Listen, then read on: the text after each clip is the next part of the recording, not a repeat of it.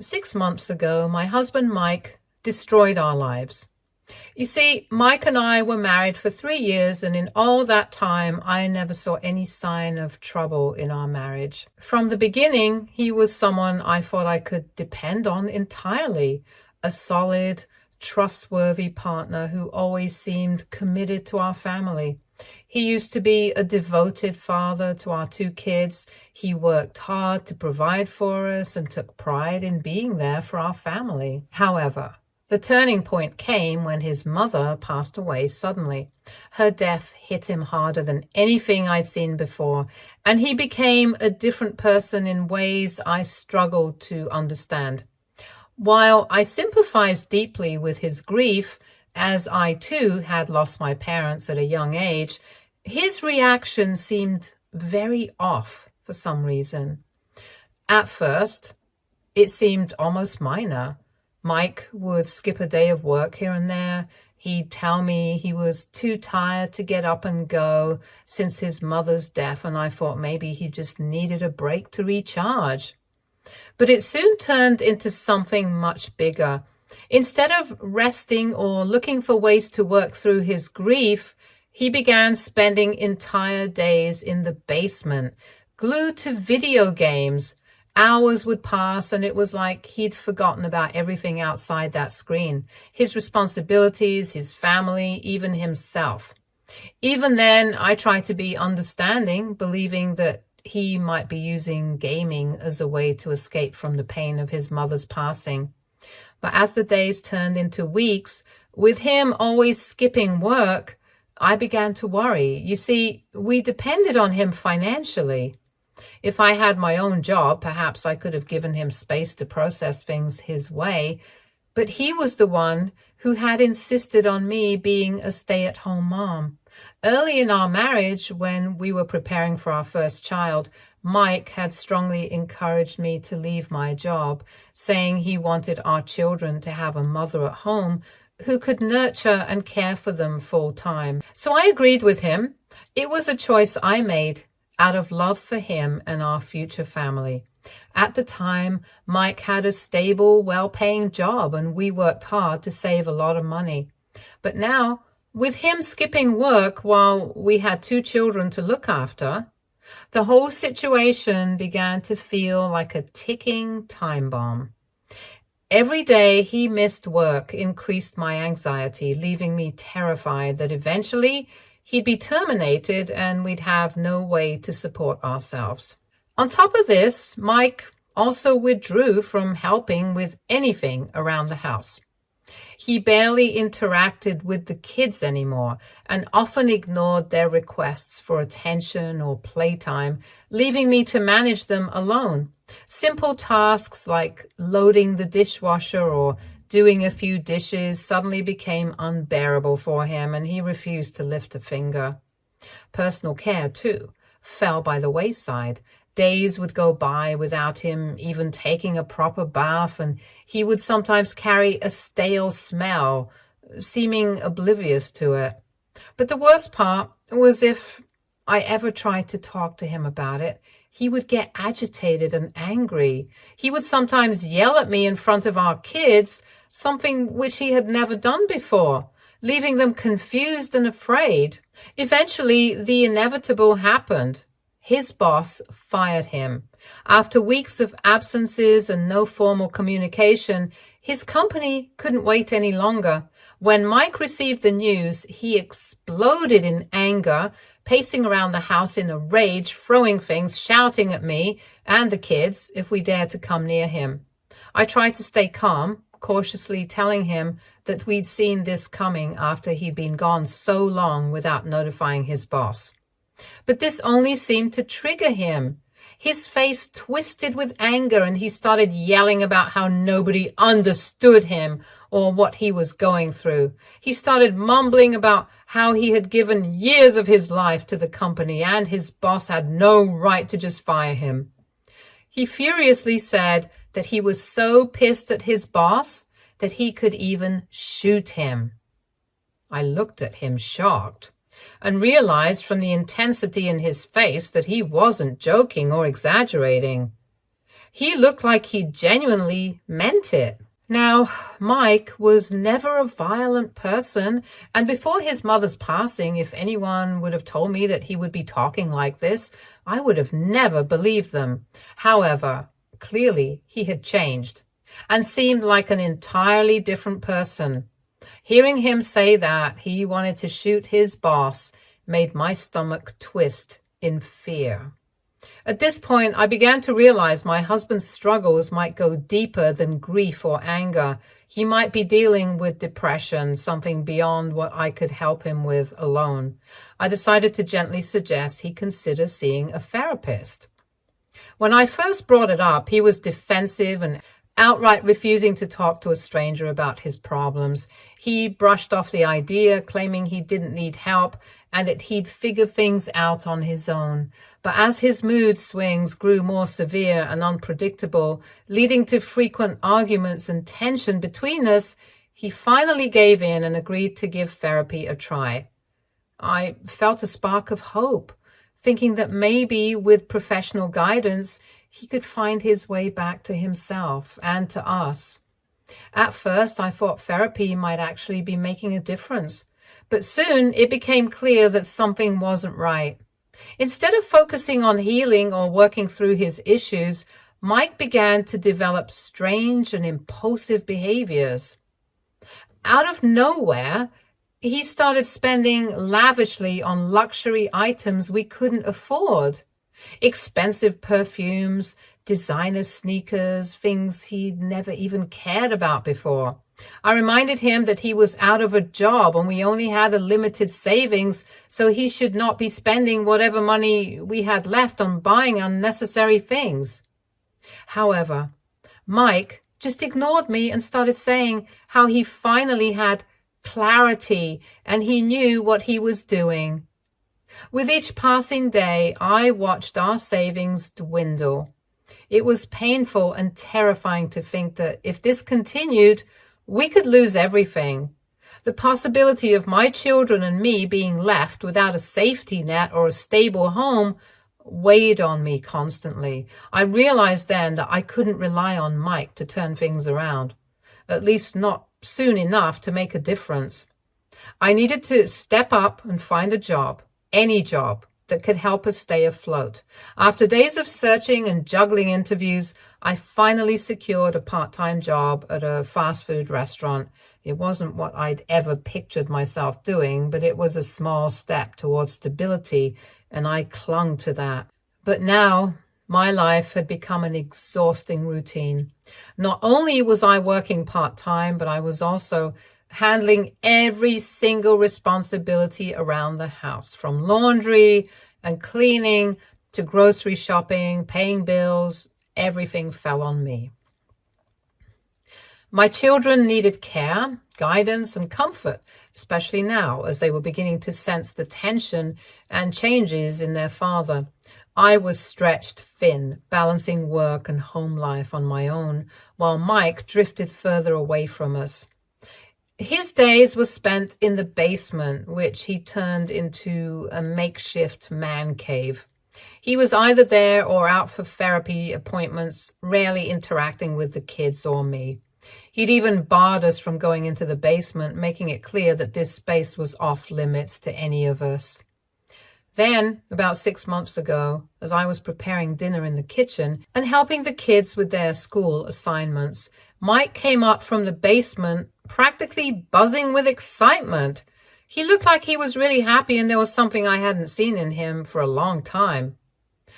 At first, I felt a glimmer of hope, wondering if he might have finally secured a job to make things better for our family.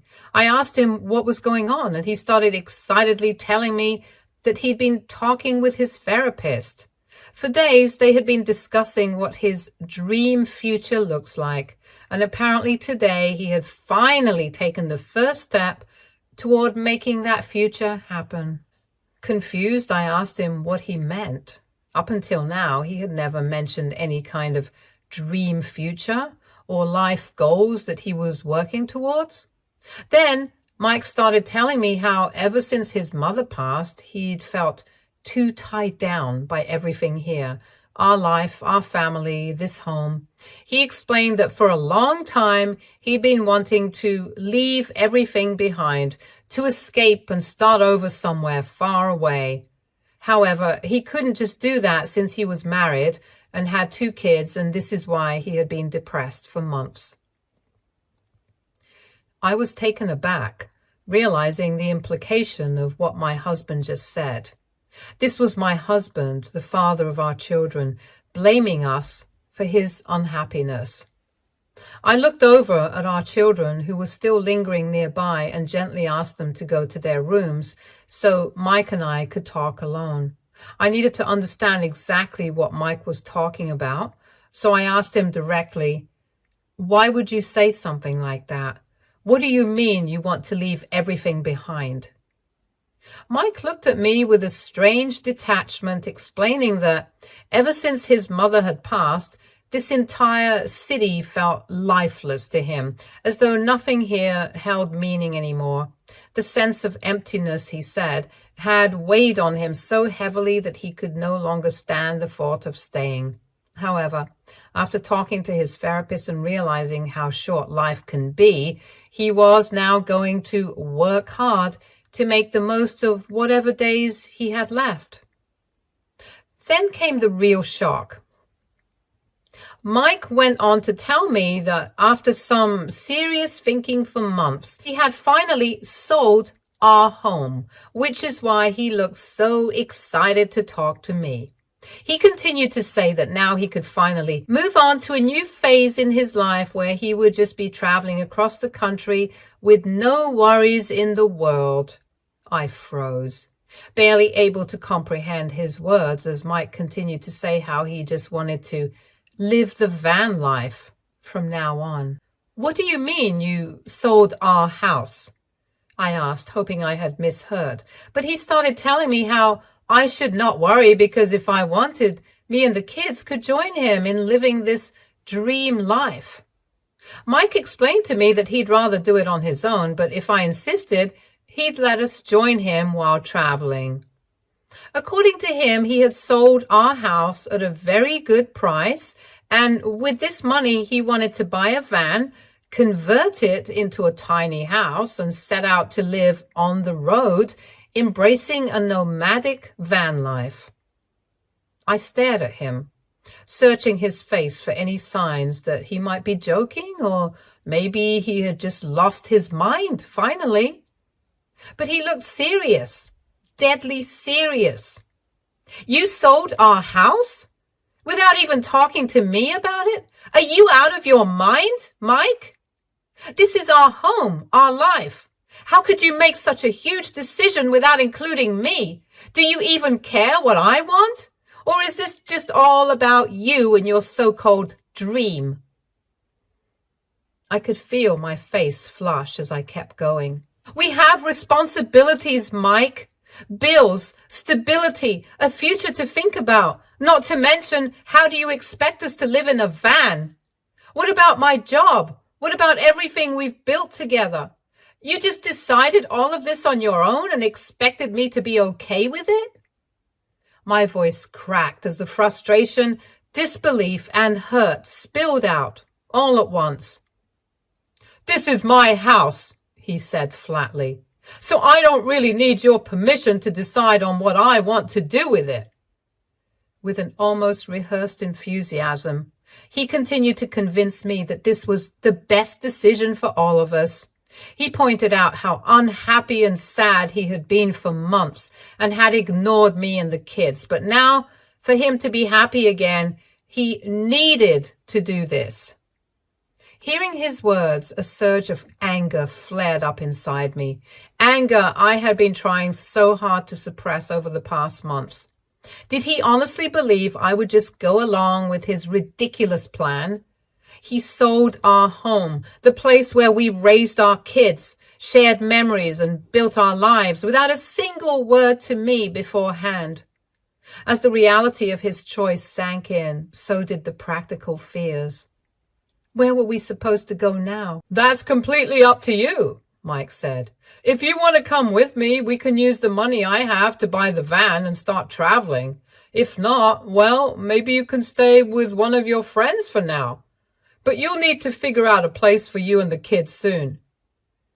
I pointed out to him how the kids needed to go to school every day, and they couldn't do that if we lived in a van and roamed around. However, Mike argued that education didn't have to be learned from books or classrooms, and that our kids could be taught from anywhere, since nature is our greatest teacher. I scoffed at his response. He even suggested that we could make it work financially by taking up remote jobs while living on the road, jobs that would supposedly allow us to live freely and sustain our van life. My head started to pound as he went on and on. This sounded like a nightmare, like something from a story, not our real lives. Mike's words, his enthusiasm, and his complete detachment from reality made it feel as though I were talking to a stranger. Here he was, expecting me to uproot everything, jeopardize our children's future, and dive into a life that he'd dreamed up on his own, without a single thought of how it would impact us. I couldn't believe that. Because of this impulsive, life-altering decision, our once stable world had come crashing down around us. Mike continued to press, insisting that as his partner, I should support him in this new vision. He spoke with such enthusiasm, even mentioning that he couldn't wait to share this good news with our children if I agreed with his plan. His words stopped me in my tracks. For months, I had supported him through everything from the depths of his grief to his self-imposed isolation, his anger, his rash decisions, and even the financial fallout of his unemployment. I had stood by him, hoping that if I kept things stable, he would eventually come back to himself. But clearly, he did not deserve me anymore. I looked at him and for the first time let the truth come out. You're right, Mike. I am your wife and I have supported you every single day since your mother's death. I have been there for you without fail. I took on everything from taking care of the kids and keeping up the house to picking up a job to bring in money after you lost yours. I hoped that by holding it all together, you would come back to us. But now you've gone ahead and sold our house, the only security we have. And you expect us to abandon everything? To raise our children in a van with no stability and no plan? No, Mike, I won't do that. And I certainly won't let our children's lives be uprooted because of this. Mike looked at me with a mixture of confusion and frustration, asking why I was blaming him for his decision when all he wanted was to feel some happiness. Taking a steadying breath, I made it clear that he needed to find a way to undo the sale. I told him he should either return the money to the buyer and let us keep our home, or at the very least, buy a new place where we could settle down. Mike refused to do this, arguing that he couldn't just abandon his dream of living on the road because of me. He insisted that I was standing in the way of his happiness, as if his dream somehow justified throwing his family into the streets. I told him flatly that if living in a van was what he truly wanted, then he was welcome to pursue that, but I would not uproot myself and our children to live out his fantasy. The kids and I needed stability, and if that meant he would go on without us, then so be it. Mike stayed quiet, and I hoped he was taking time to think it over and would eventually choose to stay with us, but I couldn't have been more wrong. Without a second thought, Mike left us behind. Within a week, he had packed up his things and left us to live out his so-called van life dream. I just couldn't believe it. Me and the kids had nowhere to go. With no real support from Mike, I had no choice but to turn to my older sister, Lizzie, who graciously offered us a place to stay. Lizzie had always hated Mike, so when she found out that he had abandoned us to go live his dream life, she was even more furious. She pushed me to file for divorce immediately. At that moment, though, I wasn't sure I was ready for that. I didn't have the financial means to proceed with a divorce, and everything was still so overwhelming. Honestly, I never imagined I'd find myself in this situation, facing the possibility of separation after everything me and Mike had been through together. I needed time to process everything, to catch my breath, and to figure out how I was going to rebuild our lives without him. Lizzie was the one who helped me find a new and better job as an assistant at her friend's boutique. This job was such an upgrade compared to my part-time fast food job. Even though I was happy to be earning well and being able to support my children, I still was heartbroken over losing my husband. My children were also confused. Mike didn't even have the decency to talk to them before leaving. As a result, the children were so confused about why their father wasn't coming home or why we were not living at our home anymore, and it broke my heart every time I couldn't give them a straight answer. I tried calling Mike, hoping he'd at least take a moment to talk to the kids, to explain himself, but he refused to pick up. After a few weeks, he even disconnected his number altogether, which meant I couldn't even contact him. It was like he had completely erased himself from our lives, leaving me to carry the weight of his decisions while the children were left with nothing but unanswered questions. The past 6 months have been incredibly hard, but I've slowly managed to rebuild my life. The children have finally begun to settle down, and they've started to adjust to life without Mike. It's been a huge relief to see them happier, more at peace, and no longer burdened by the tension Mike's absence caused. As for me, I've come to terms with the reality that my life is no longer with him. I've accepted that our relationship is over, and I've spoken to a lawyer preparing to file for divorce. The only problem is I don't know where Mike is. He disappeared without a trace, and none of his friends or family seem to have any idea where he is now. I considered hiring a private investigator to track him down, but I didn't want to waste any more money on him, especially after everything that had happened. Then, out of nowhere, Mike reached out to me yesterday. At first, I didn't even recognize the number, an unknown one, but when he identified himself, I was taken aback. After so long, I was shocked that he was trying to contact me. He awkwardly asked how me and the children were doing, and I sarcastically told him we were doing just fine without him. He was asking me more about our lives, but I seized the opportunity to be clear with him. I told him that it was actually good that he had called because I wanted to serve him divorce papers. There was a long pause on the other end of the line. He finally spoke, his voice sounding somewhat shaken. He said he didn't expect me to just bring up divorce out of nowhere. I couldn't help but laugh at that, considering this wasn't coming out of nowhere at all. This was the reality of what had been happening for months. He had abandoned us, leaving us without a house or any money, and yet he still expected us to stay married? That's when Mike started to tell me how he didn't want us to get a divorce. He pleaded that even though he had made a selfish decision by leaving, he was now fully healed and as good as new. Also, after all the time he spent on the road, he had come to realize that it wasn't as great as he had imagined. He missed us. He missed being a part of the family, and he wanted to come back to us. He begged me to give him a second chance. No, I refused outright. After all that had happened, after everything he had put us through, he thought he could just waltz back in and everything would be okay. I told him that I did not want him. In fact, me and the children didn't even need him anymore.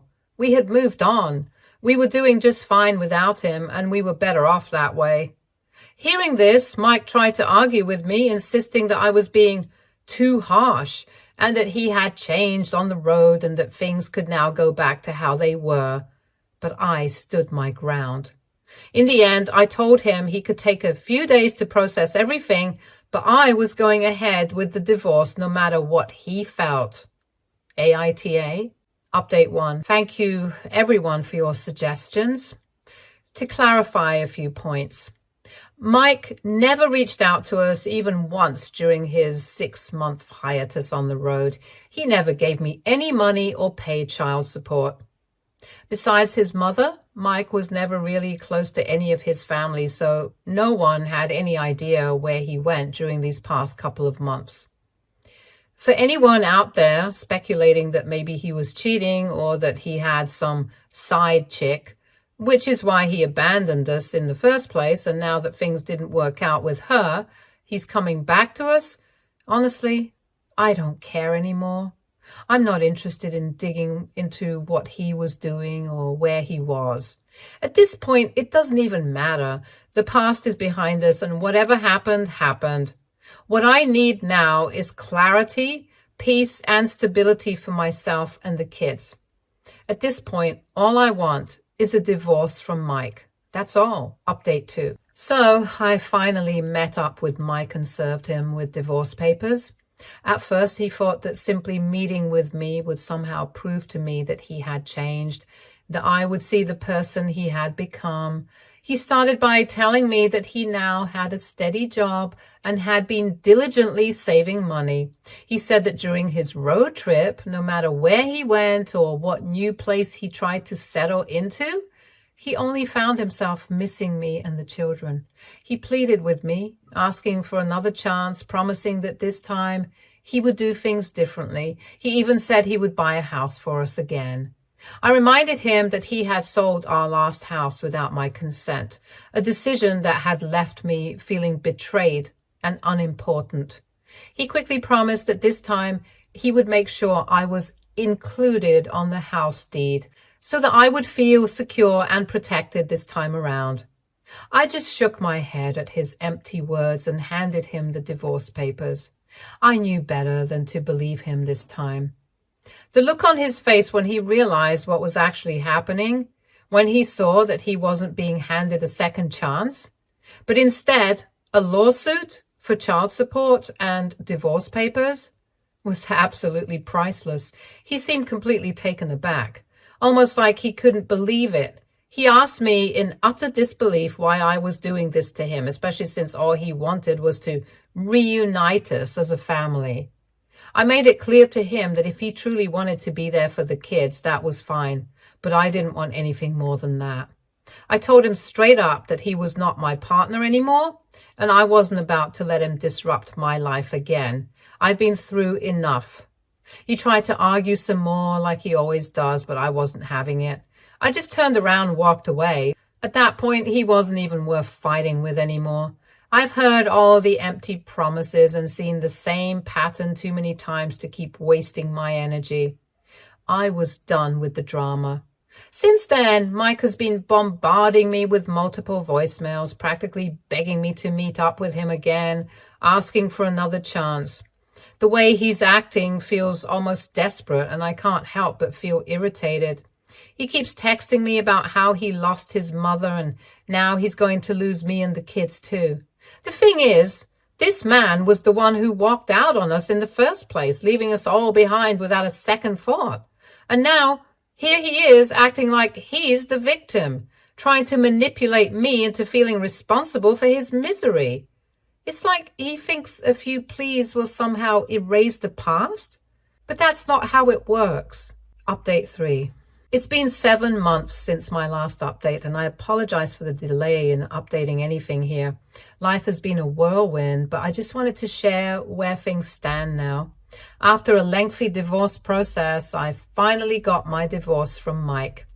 The court ordered him to pay child support every month, just as I had wanted. Honestly, it was such a relief knowing I wouldn't have to shoulder all the children's responsibilities on my own anymore. On top of this, he was also ordered to pay all the overdue child support payments along with a hefty alimony as a consequence of abandoning his family all those months ago. As of now, Mike and I will share custody of the children, and I'm sort of okay with that, I want our kids to grow up with both their parents in their lives, even though we're divorced. They deserve that stability, and honestly, I think it will be good for them. However, if Mike abandons them ever again, I will make sure he loses them forever. Recently, I moved me and the kids into a small apartment of my own. Lizzie would have let us stay with her longer, but I felt guilty being there for so long, even though I was incredibly grateful for everything she had done for us. It was time to start our own new chapter and build a life for ourselves. These last few months haven't been easy, but I'm starting to feel like things are finally falling into place. Honestly, I'm proud of how far I've come and how far my children have come too. I really believe we're going to be just fine. Stay tuned for more stories from our girl relationships.